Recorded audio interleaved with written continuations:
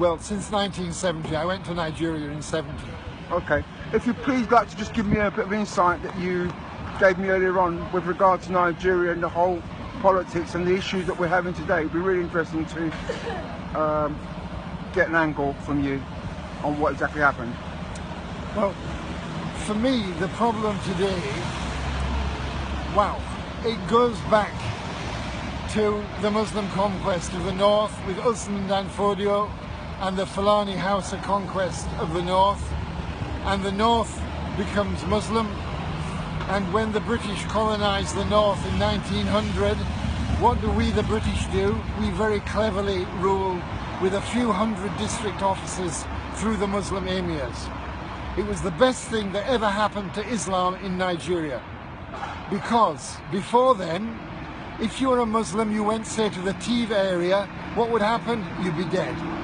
Under the British, you could go as a Muslim trader and you could live and you could spread your message of Islam.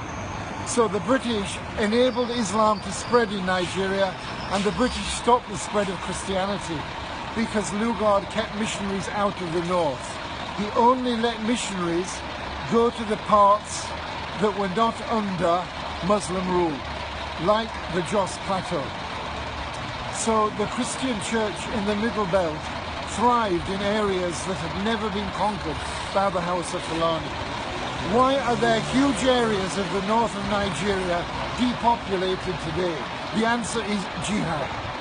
Because those who weren't enslaved by the House of Fulani or conquered by the House of Fulani, they either died by the sword or they fled to the hills, like the plateau, like the Gwoza Hills in Bornu.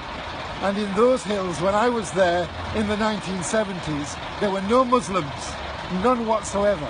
The people followed African traditional religion and were becoming Christians, because down on the plain it was the Muslim Kanuri, and they're the ones that slave raided.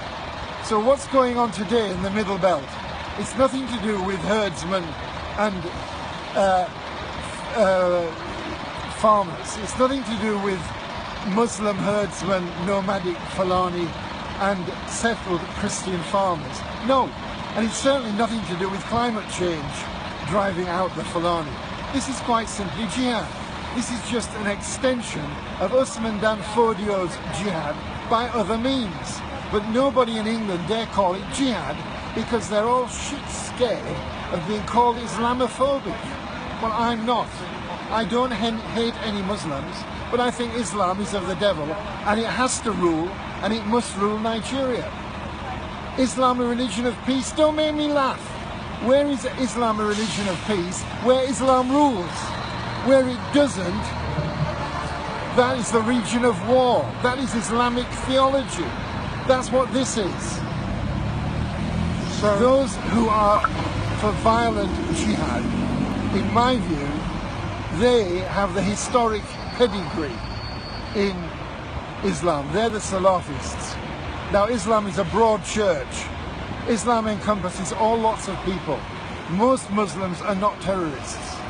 But the people who are around us today, here and in Nigeria, who are terrorists, by and large are Muslims, and a particular kind of Muslims.